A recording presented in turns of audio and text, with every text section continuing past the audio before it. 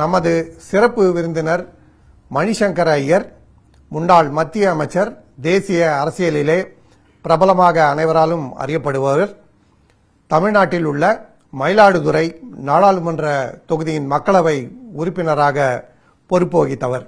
அவரிடம் தற்போதைய அரசியல் நிலவரம் குறித்து பேசலாம். வணக்கம். வணக்கம். நம்ம தொடக்கத்திலே தமிழ்நாடு முதலமைச்சர் மு.க. ஸ்டாலினை பத்தி நீங்க பேசியிருக்கீங்க. இந்தியா கூட்டணிக்கு தலைமை வகிக்கிறதுக்கு ஸ்டாலின் பொருத்தமானவர்னு சொல்லியிருக்கீங்க. தற்போதைய அரசியல் சூழ்நிலையில எந்த காரணங்களால அப்படி ஒரு பொருத்தம் அமைதுன்னு நீங்க பாக்குறீங்க? இப்போ ஒவ்வொரு விஷயத்துல அவர் தன் அபிப்பிராயத்தை சொல்லி விஷயத்தை பத்தி பேசுறார். இன்னி வரைக்கும் அவர் எந்த விதமான கோஷம், चौकीदार चोर है, सूट बूट सरकार, वोट चोर, गर्दी छोड़, இதெல்லாம் சொல்றது இல்லை. விஷயத்தை பத்தி பேசுறார். அது ஒரு காரணம். ரெண்டாவது, என்னைக்கும் அவர் பிரதமராக வரப்போறதில்லை. ஏன்னா ஒன்று அவர் விரும்பவில்லை, ஹிந்தியும் தெரியாது. ஸோ எப்படி நாட்டுடைய பிரதமராக வரலாம்? ஆகவே நமக்கு எந்த விதமான பயம் இருக்கக்கூடாது. அவரை தலைவராக போட்டோமானால் வெற்றி அடைந்ததுக்கு பிறகுதானே யார் பிரதமருங்கிறது தீர்மானிக்க போகிறோம்.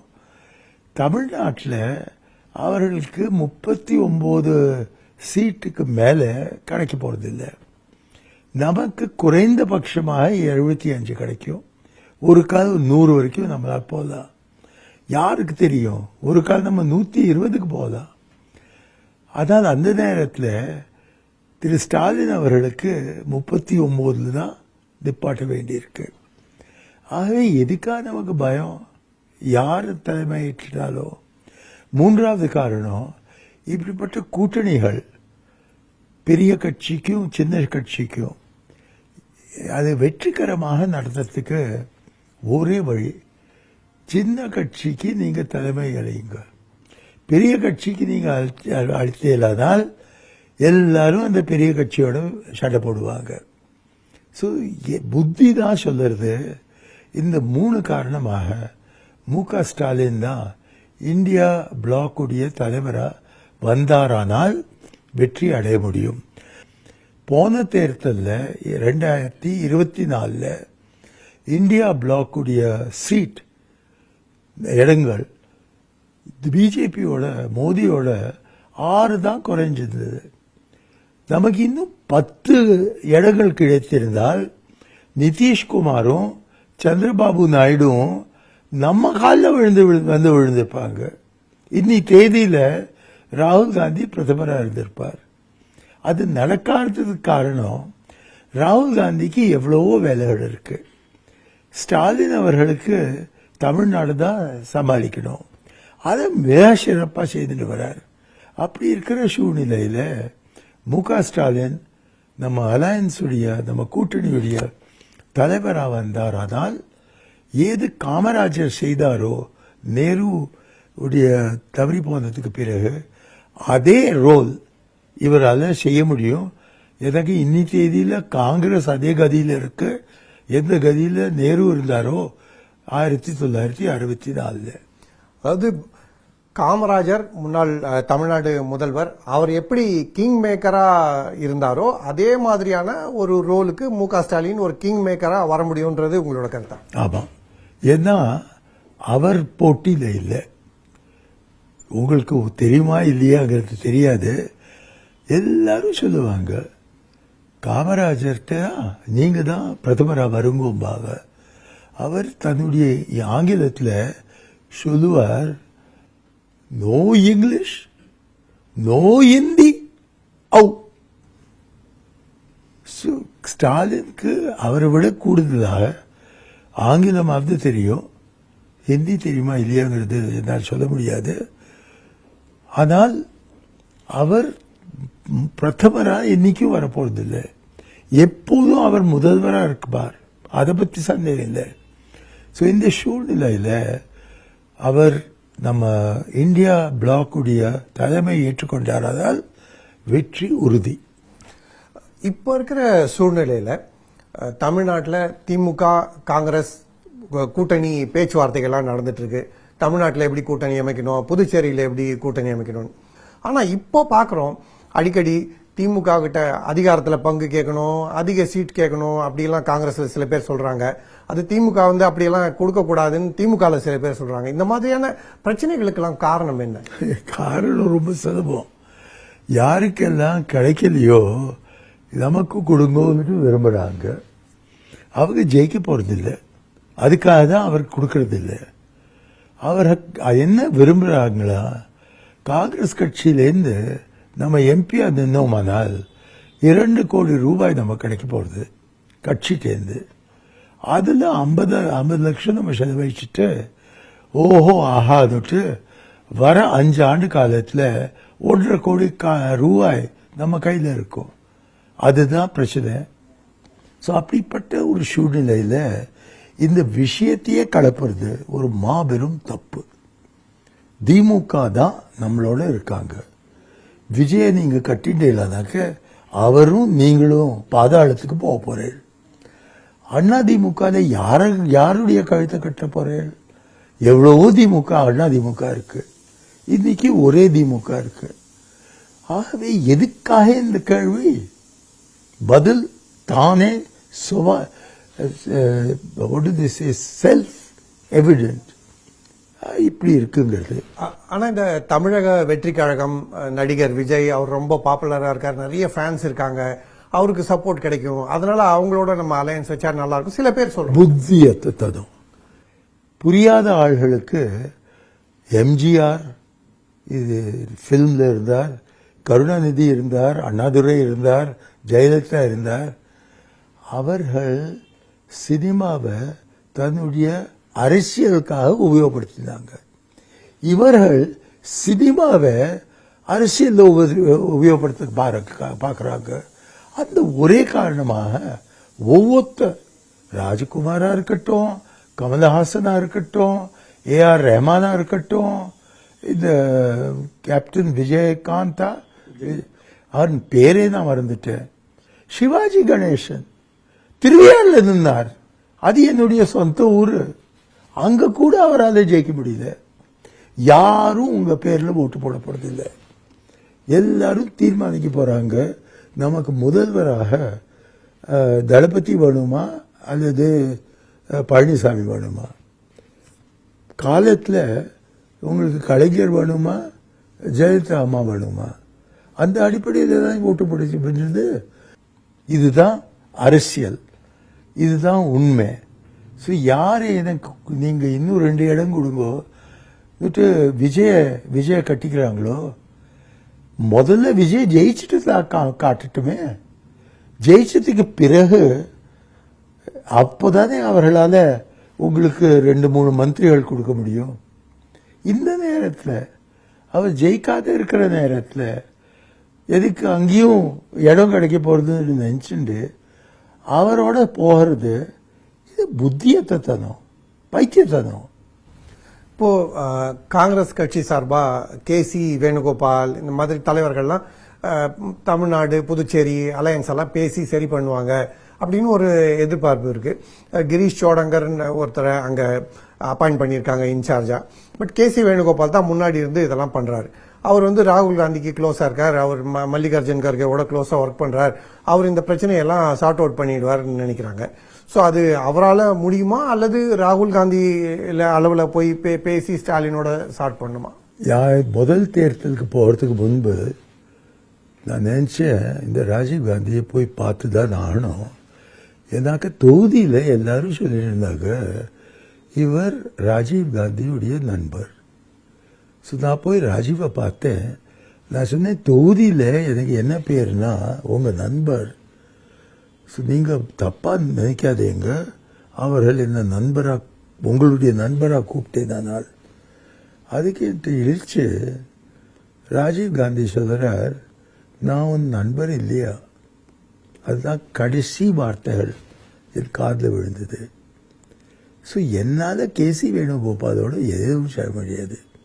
ராகுல் காந்தியை நான் பார்க்கறது இல்லை. ஸோ யாரை தான் பார்க்கறது? அதே நீங்கள் எடுத்த பேர் நான் என்றைக்கும் கேட்டதில்லை. ஸோ இதுதான் இப்படி இருக்கிற சூழ்நிலையில் போயும் கேரளாவில் தமிழ்நாட்டுடைய இன்சார்ஜாக போட்டு தமிழை கேரளாவில் போடுறது இதுக்காக என்ன வேணா நம்ம கிடைக்க போகிறது. ஜெயிச்சோம்னா திக்விஜய் சிங் ஜெயிச்சு வச்சிருக்கார், முகுல் வாஸ்னிக் ஜெயிச்சு வச்சிருக்கார். 2 பேருக்கும் தமிழ் மொழி ஒரு வார்த்தை தெரியாது.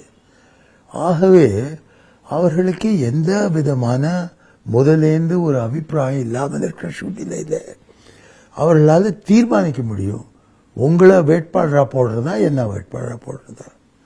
ஸோ யாருக்கு தமிழோட கலந்த மலையாளம் தெரியுமோ அவர் மேலே நீங்கள் நம்பிக்கை வச்சிடனால் எந்த குட்டி செவரு காங்கிரஸுக்கு கேரளாவில் ஆயிருக்கோ அதே குட்டி செவரு நம்ம தமிழ்நாட்டிலையும் ஆக போகிறது. திக்விஜய் சிங்கால தான் நமக்கு வெற்றி அளிக்க முடியும். இப்போ நீங்க வந்து காங்கிரஸை ரொம்ப நெருக்கமா பார்த்திருக்கீங்க. அப்ப இருந்த காங்கிரஸுக்கும் இப்ப இருக்கிற காங்கிரஸுக்கும் என்ன மாதிரியான வித்தியாசங்கள்லாம் பார்க்க முடியும்? வித்தியாசம் என்னன்னா அந்த காலத்தில் நம் யாருங்கிறது நமக்கு தெரியும். We were a secular socialist party with a non-alignment foreign policy, and our duty was to unite the country, not divide it. இப்போ இந்த நேரத்தில் நம்மளுடைய அடையாளம் என்னங்கிறது யாருக்கு தெரியும், நம்ம நோக்கங்கள் எதுங்கிறது யாருக்கு தெரியும், நம்ம சித்தாந்தங்கள் ஏதுங்கிறது யாருக்கு தெரியும். ஒருவருக்கும் தெரியாத சூழ்நிலையில் எப்படிதான் இன்னி தேதி காங்கிரஸுக்கும் ராஜீவ் காந்தியுடைய காங்கிரஸுக்கும் ஒரு சம்பந்தம் இருக்கலாம்.